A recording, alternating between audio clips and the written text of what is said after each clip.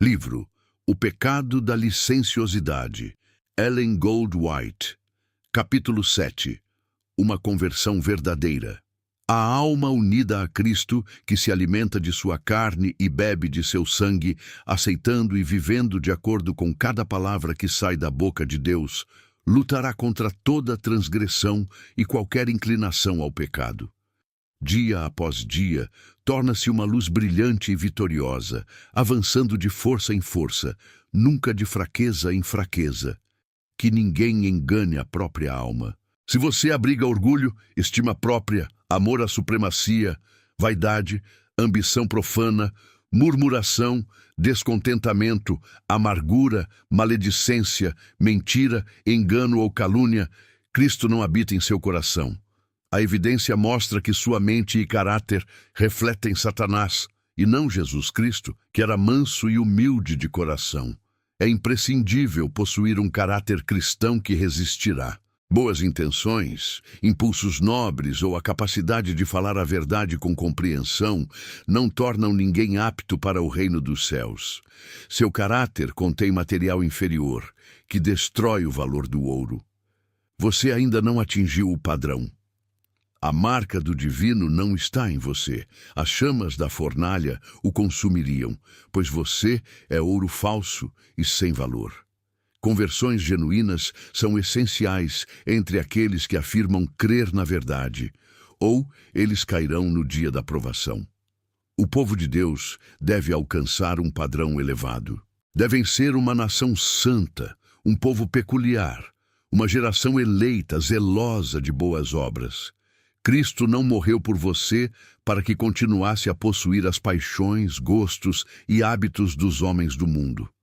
A diferença entre os que servem a Deus e os que não o servem tem se tornado difícil de distinguir, porque há pouca diferença no caráter entre crentes e descrentes. Não é possível servir a Deus e a Belial. Os filhos de Deus pertencem a uma nação diferente, o império da pureza e da santidade. São a nobreza do céu, com o selo de Deus sobre si.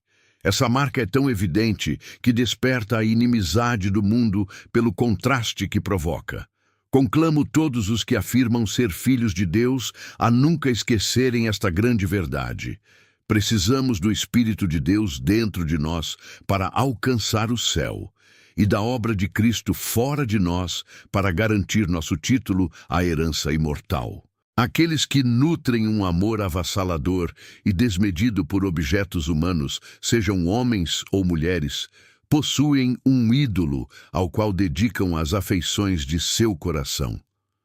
Uma das características marcantes dos filhos de Deus é que sua conversa, suas simpatias e o amor e afeto que transbordam de seus corações estão integralmente voltados para o céu.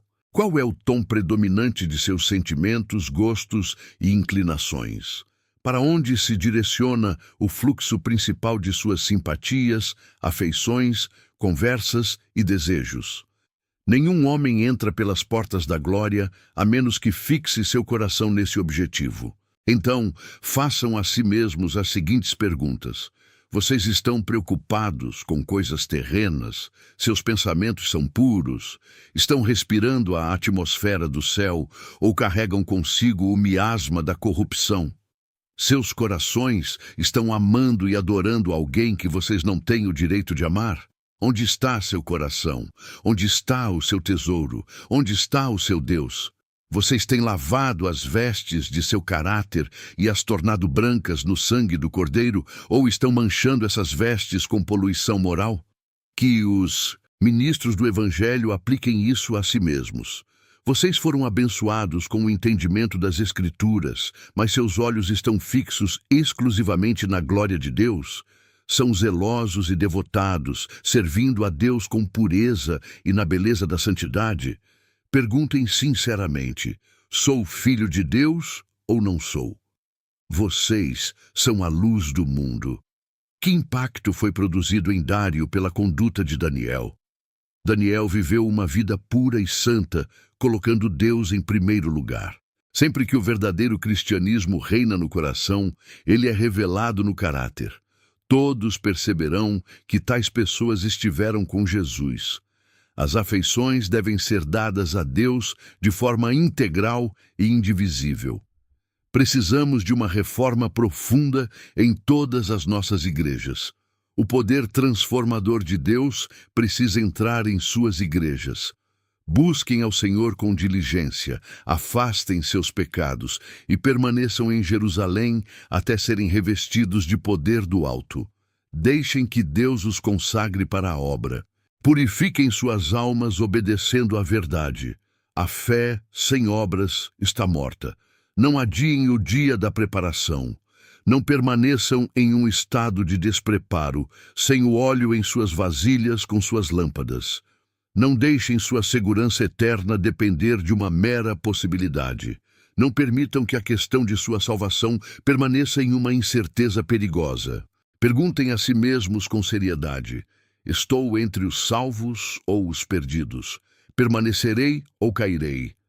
Somente aquele que tem mãos limpas e um coração puro estará de pé naquele dia. Conclamo os ministros que manejam a palavra de Deus: sede limpos, vós que levais os utensílios do Senhor. E pergunto ao povo que escuta as verdades do púlpito: quais são seus sentimentos ao antecipar aquele grande dia? Naquele dia, cada um terá um interesse individual e pessoal. Estejam certos de que Deus não se deixa escarnecer por pretensões. Vocês estão vestidos com a veste nupcial? Hoje ouvimos sobre terremotos em diversos lugares, incêndios, tempestades, desastres em terra e no mar, pestilências e fome. Que peso esses sinais têm para vocês? Isso é apenas o começo do que está por vir. João, o revelador, descreveu o dia de Deus. Ele ouviu o clamor das multidões aterrorizadas. Chegou o grande dia da sua ira, e quem poderá subsistir? O próprio apóstolo ficou impressionado e sobrecarregado com a visão. Se cenas tão terríveis e juízos tão tremendos estão reservados para um mundo culpado, onde estará o refúgio para o povo de Deus? Como serão abrigados até que a indignação passe? João viu os elementos da natureza, terremotos, tempestades e conflitos políticos, sendo controlados por 4 anjos. Esses ventos estão sob controle até que Deus ordene que sejam soltos. Aqui está a segurança da Igreja de Deus. Os anjos de Deus fazem sua vontade, segurando os ventos da terra para que não soprem sobre a terra, o mar ou as árvores até que os servos de Deus sejam selados em suas frontes. Um poderoso anjo é visto ascendendo do Oriente, com o selo do Deus vivo na mão. Este anjo, o mais poderoso, carrega a autoridade de inscrever na fronte dos escolhidos o selo do Deus vivo, garantindo-lhes a imortalidade e a vida eterna. É a voz desse anjo que comanda os 4 anjos a conterem os ventos até que a obra esteja concluída e o chamado para soltá-los seja dado. Os que triunfam sobre o mundo, a carne e o diabo serão os que receberão o selo do Deus vivo. Aqueles cujas mãos não estão limpas, cujos corações não são puros, não terão o selo do Deus vivo. Aqueles que planejam o pecado e o praticam serão deixados para trás. Somente aqueles que, em sua atitude diante de Deus, estão ocupando a posição de quem se arrepende e confessa os seus pecados no grande dia antitípico da expiação, serão reconhecidos e marcados como dignos da proteção de Deus.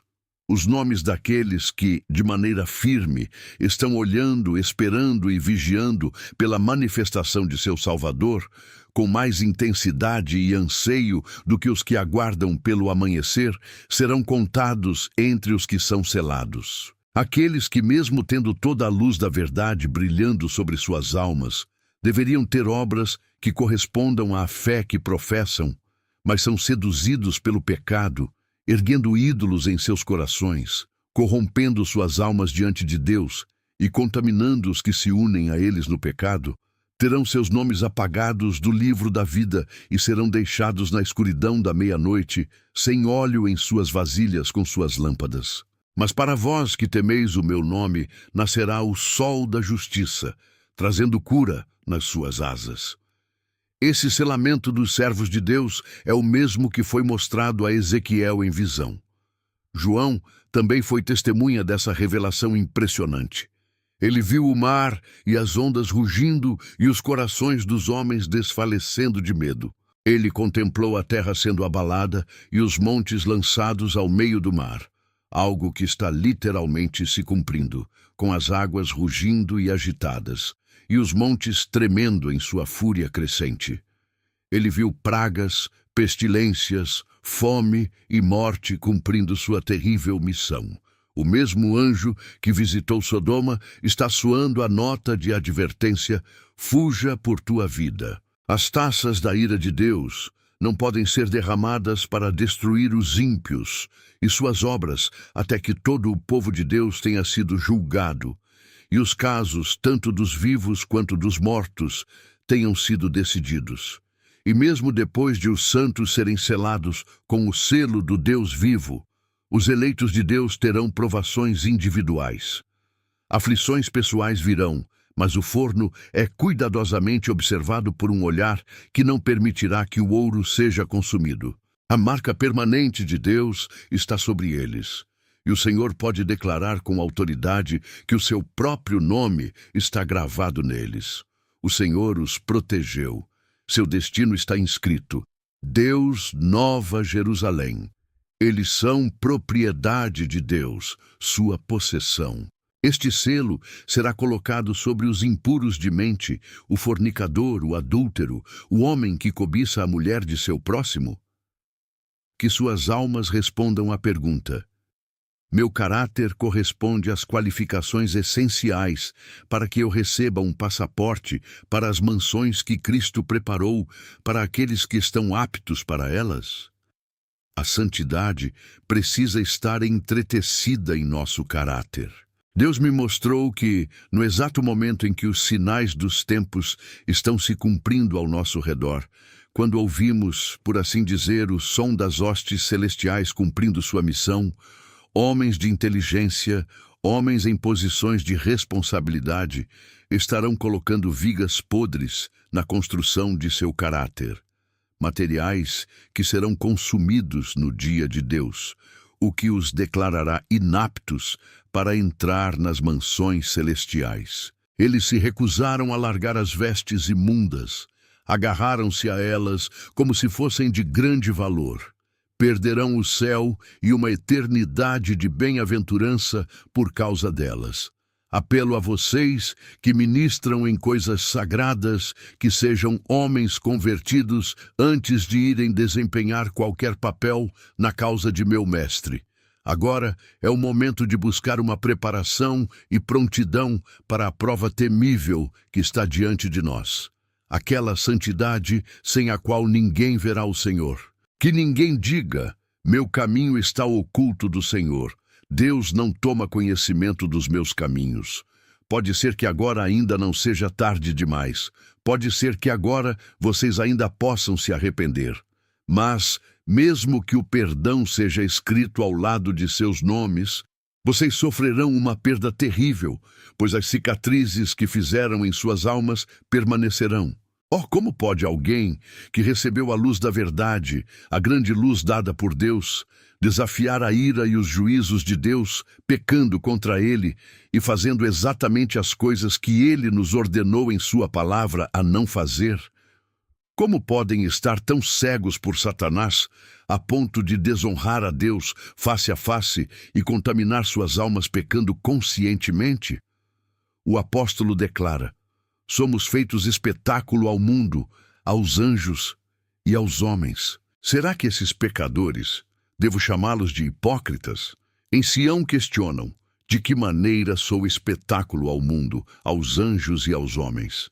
Responda por si mesmo: pelo uso negligente da luz, dos privilégios e das misericórdias que Deus me concedeu, por atitudes impróprias que corrompem e mancham a alma. Professando conhecer a Deus, afasto-o de meus pensamentos e coloco um ídolo em seu lugar. Levo outras pessoas a tratarem o pecado com leviandade por meio do meu exemplo? Sou um espetáculo ao mundo por minha frouxidão moral? Sou um espetáculo aos anjos por ações indecentes e pela contaminação moral do corpo? O apóstolo nos exorta. Rogo-vos, pois, irmãos, pela compaixão de Deus, que apresenteis os vossos corpos em sacrifício vivo, santo e agradável a Deus, que é o vosso culto racional. E não vos conformeis com este mundo, mas transformai-vos pela renovação do vosso entendimento, para que experimenteis qual seja a boa, agradável e perfeita vontade de Deus. Ora, amados, pois temos tais promessas, purifiquemo-nos de toda a imundícia da carne e do espírito, aperfeiçoando a santificação no temor de Deus.